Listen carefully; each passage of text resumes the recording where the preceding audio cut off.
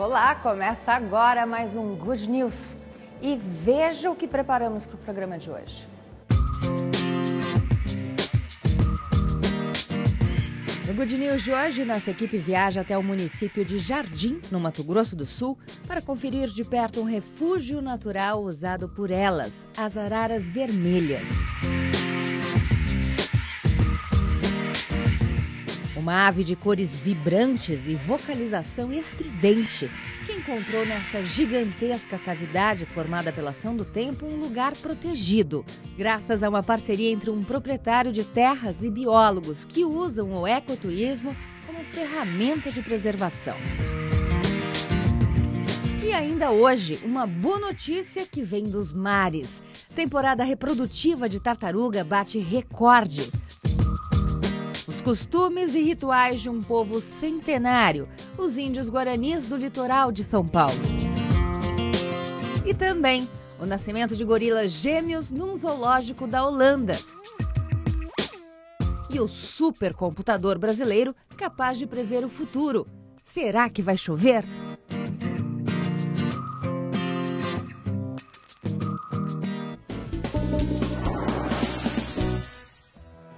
De cores vibrantes e vocalização estridente, a arara vermelha pinta o céu de Jardim, no Mato Grosso do Sul.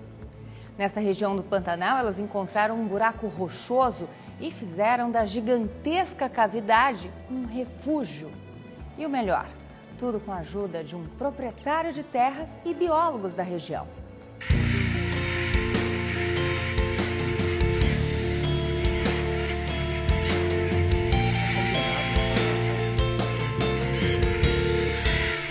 Diante dos grandes centros, uma revoada de araras vermelhas dá mais cor ao entardecer.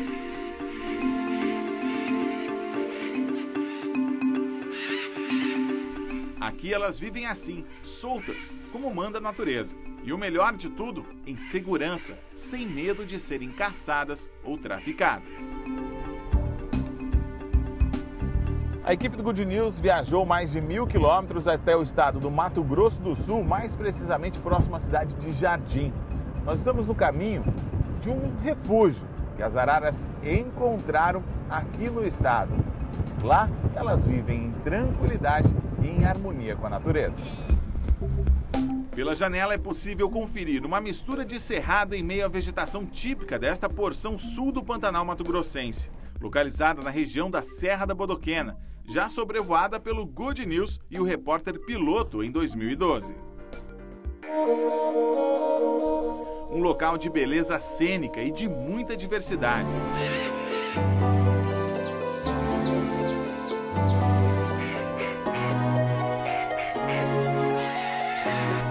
Boa parte da vida econômica entre os municípios de Jardim e Bonito ainda é baseada na pecuária, mas um outro setor tem movimentado a região, o ecoturismo.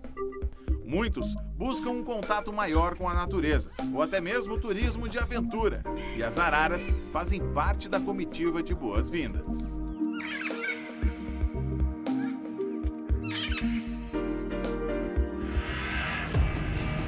Da estrada de asfalto, pegamos a terra batida.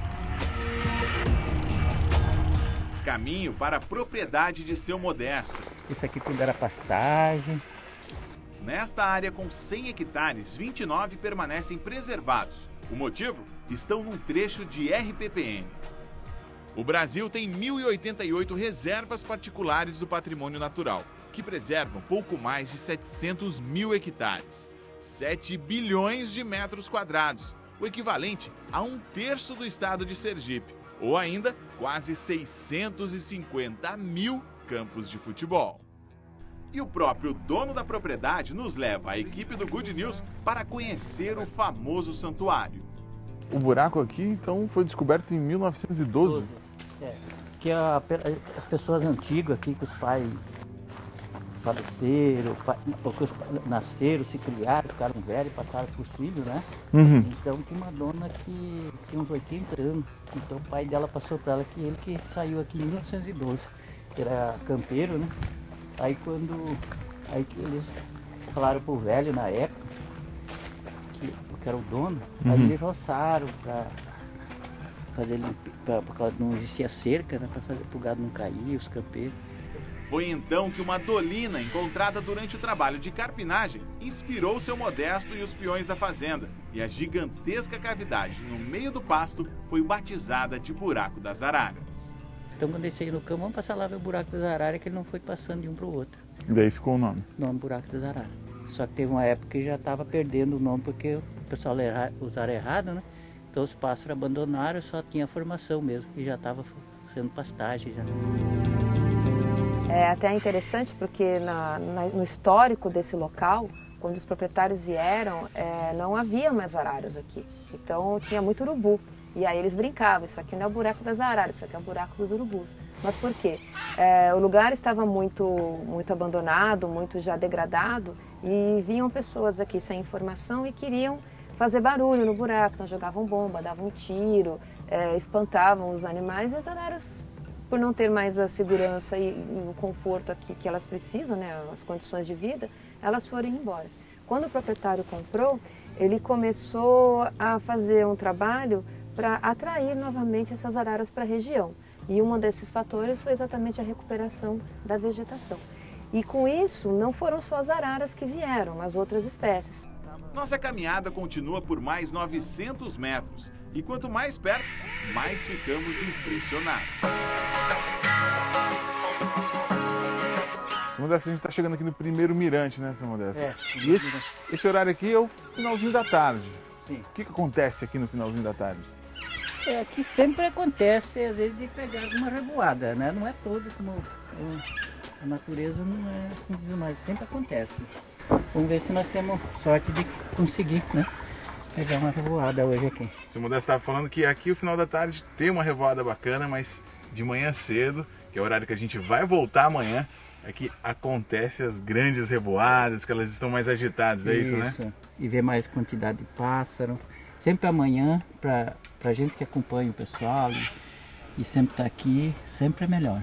Uma beleza que mexe com nossos sentidos e assusta pelas dimensões.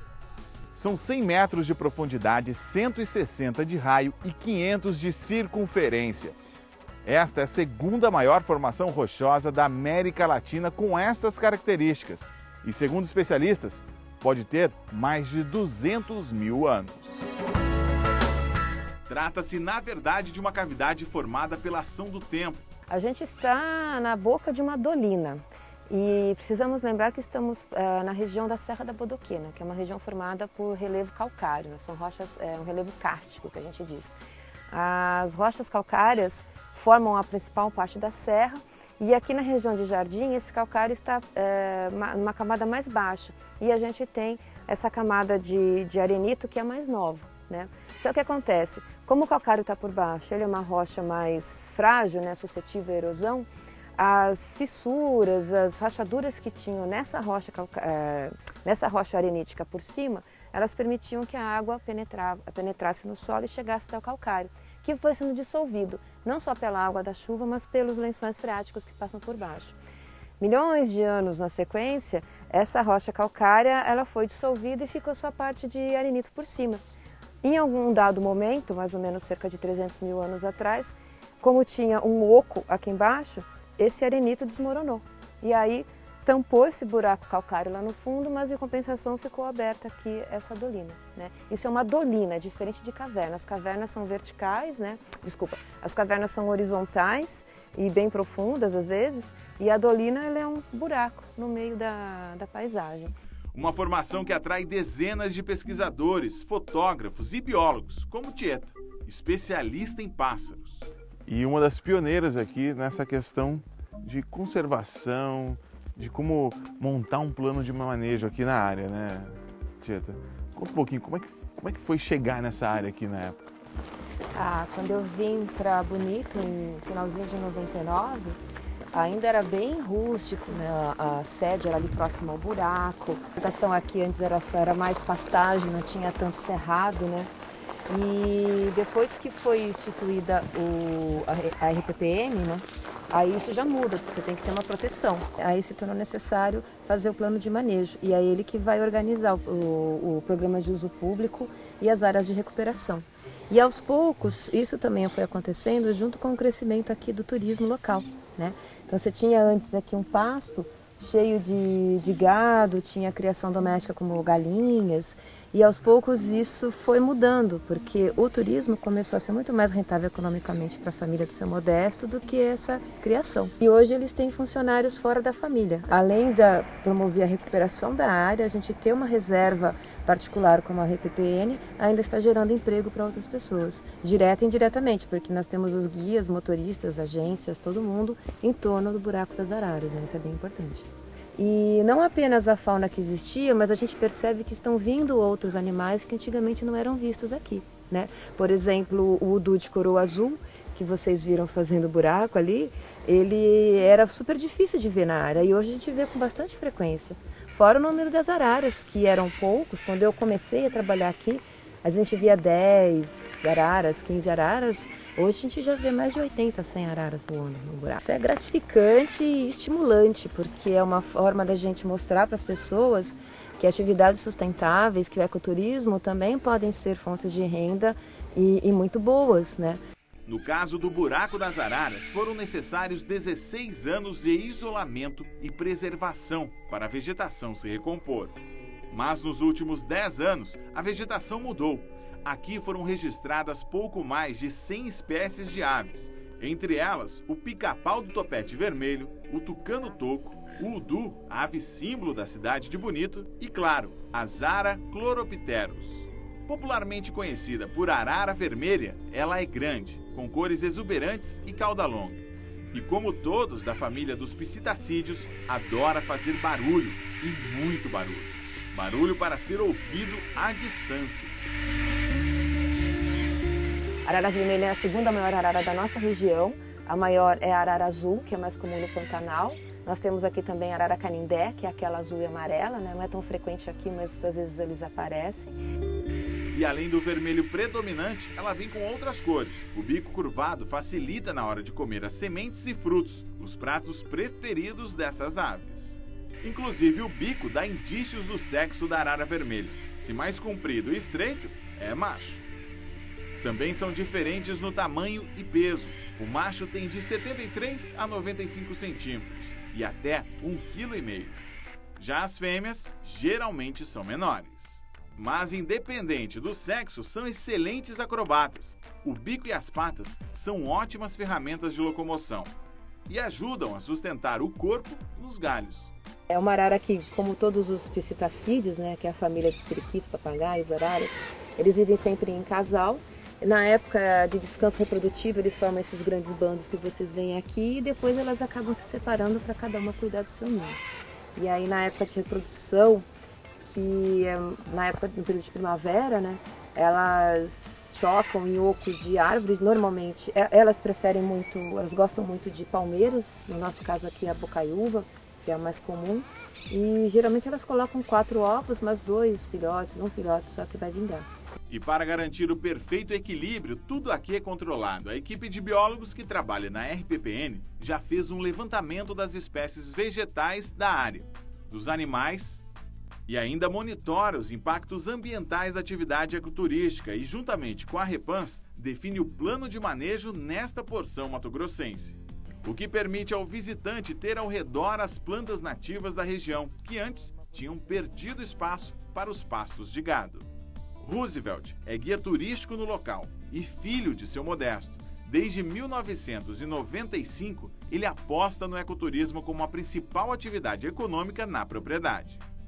Começamos a monitorar as visitações, fazer ações de reflorestamento, cercar os locais para que a vegetação se regenerasse naturalmente. Podemos dizer que hoje é o coração da família. É. Considera um negócio de sucesso?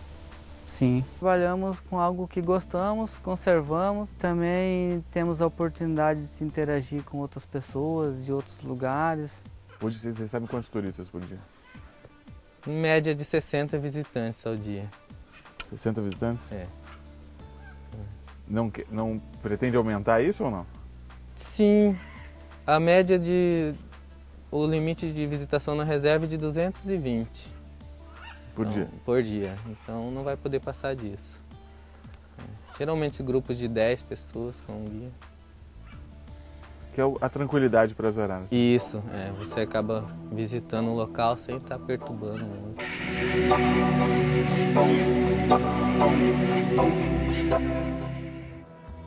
Já já você confere a última parte da nossa expedição ao Buraco das Araras, no Mato Grosso do Sul. Agora, uma boa notícia que vem dos mares. Dá só uma olhada.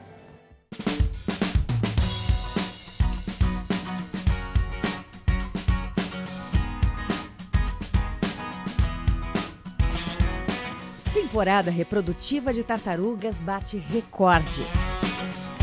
Desta vez foram mais de 920 filhotes levados ao mar pelos técnicos e biólogos do Projeto Tamar e do ICMBio nesta 32ª temporada reprodutiva. 3% a mais se comparada à temporada passada.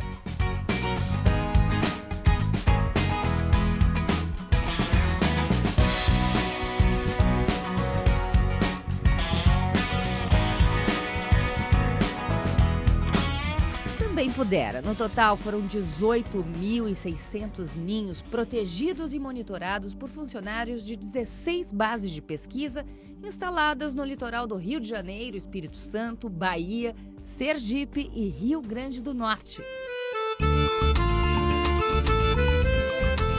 E as boas notícias não acabam por aí, não. Durante o período de desova, ocorrido entre setembro de 2012 e março deste ano, foram flagradas 1.794 fêmeas em processo reprodutivo.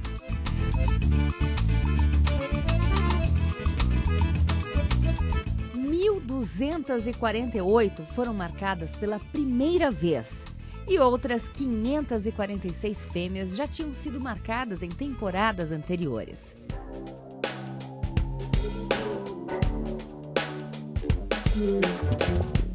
Quer mais? Semana que vem você confere no Good News o berçário de tartarugas instalado no litoral do Rio de Janeiro.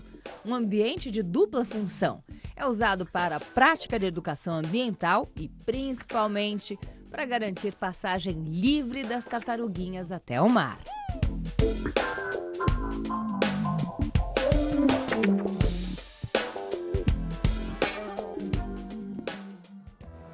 Antes mesmo da chegada dos portugueses em terras brasileiras, eles já ocupavam grande parte do nosso território. Estamos falando dos índios. Acredita-se que a população indígena girava em torno de 3 a 5 milhões de habitantes, divididos em diferentes tribos. Hoje, poucos sobreviveram, cerca de 1 milhão apenas. E muitos grupos que ainda resistem tentam, mesmo com a proximidade do homem branco, manter vivos os antigos costumes e rituais.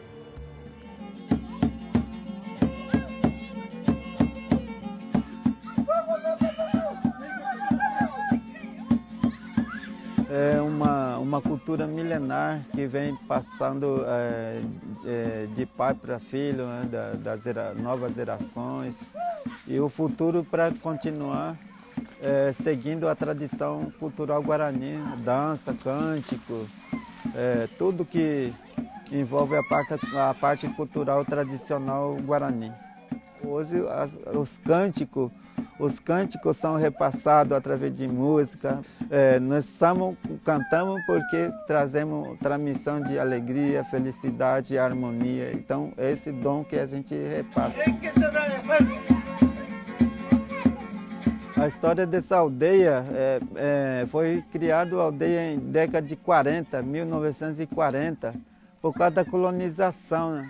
Hoje, atualmente, nós temos 8.500 hectares. Né? Nós temos hoje 120 famílias aqui morando.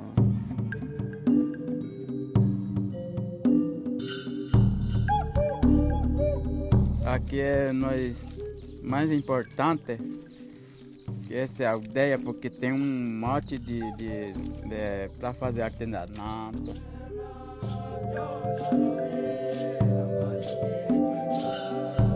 Cesta, sarabatana, flecha, pau de chuva, chocalho.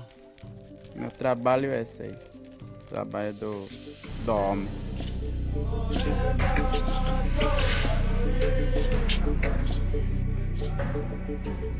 A riqueza material para o índio é viver na mata, na natureza, viver com a mata e viver nela através dos recursos naturais, porque a terra é a mãe de todo, né, que sustenta todo mundo, né, onde se produz alimento, água, tudo que vem.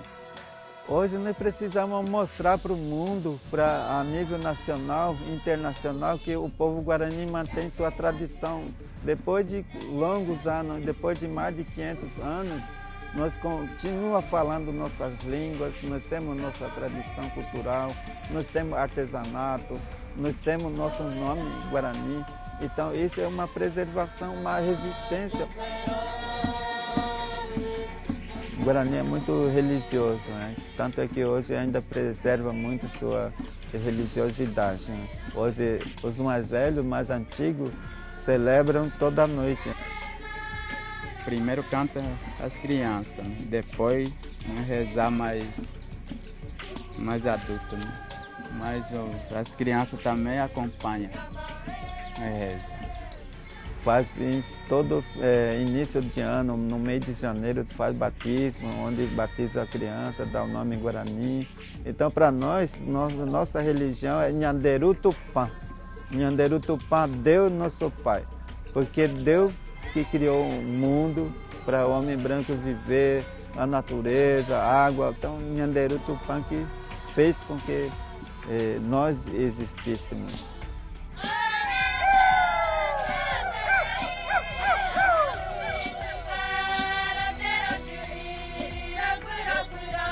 Na verdade, ele faz brincadeira como divertimento, exercício físico, então ele entra em até mesmo luta corporal, né, para se preparar, né? Porque nós temos faixa etária, né, de grupo de dança, cântico, então esses grupos são grupos menores, né? Depois nós temos um grupo maior que faz já uma dança mais sério, né? Ser Guarani é ser orgulhoso, porque o Guarani ele vive respeitando a natureza.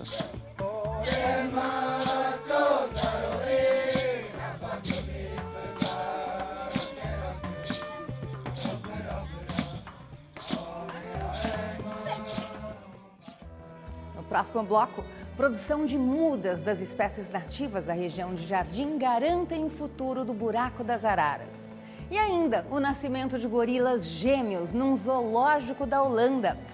E também o supercomputador brasileiro capaz de prever o futuro. Não sai daí que o Good News volta já.